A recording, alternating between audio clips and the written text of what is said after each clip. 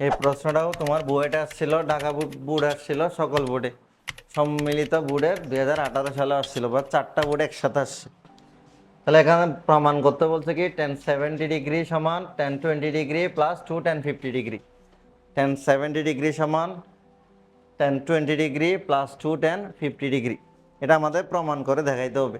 প্রমাণ করলে তো আমরা বামপক্ষ ডানপক্ষ করি, তবে এই টাইপের ম্যাথগুলো আমরা ধরে করব।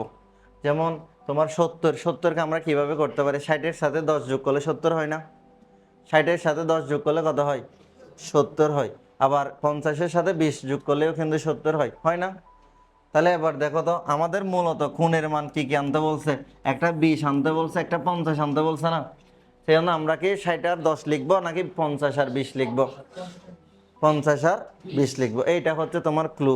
এটা কিভাবে করতে পারি দেখো, টেন 70 ডিগ্রি, টেন 70 ডিগ্রিকে আমরা এভাবে লিখতে পারবো না?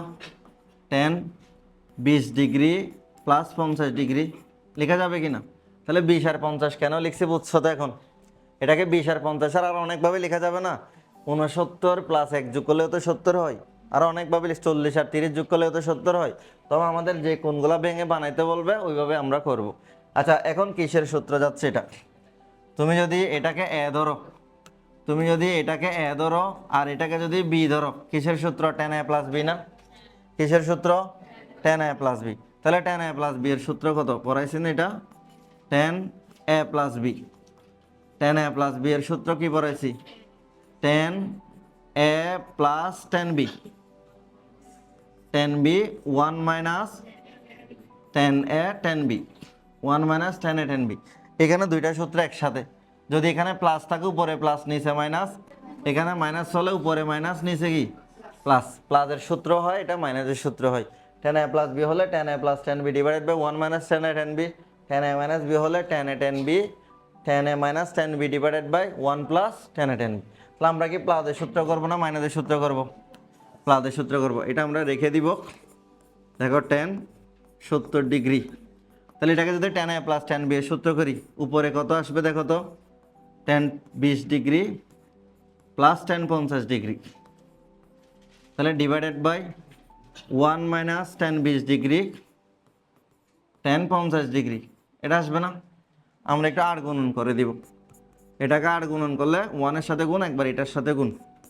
তাহলে কত আসবে? Ten 70 minus ten 70 degree, ten 20 degree, tan 50 degree. তাহলে সমানের এই পাশে কি থাকবে? Ten 20 degree plus tan 50 degree. এটা থাকবে। আমাদের প্রমাণের মধ্যে টেন 50 কয়টা লাগবে? কয়টা লাগবে?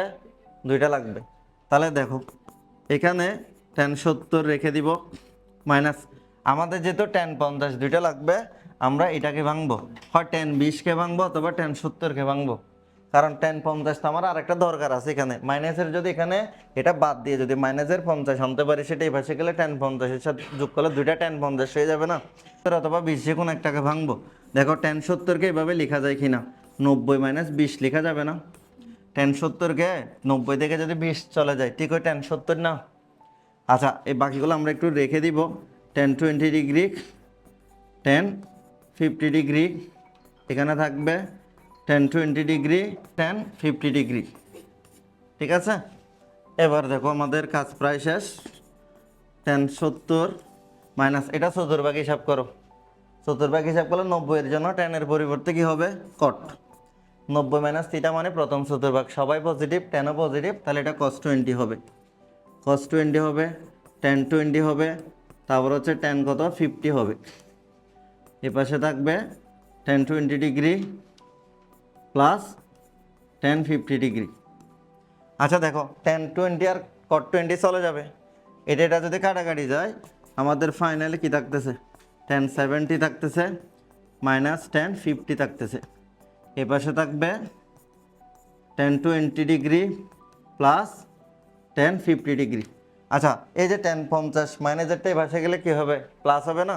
এই পাশে নিয়ে আসলে আমাদের ফাইনাল রেজাল্ট চলে আসবে। তাহলে ফাইনাল রেজাল্ট কত আসছে?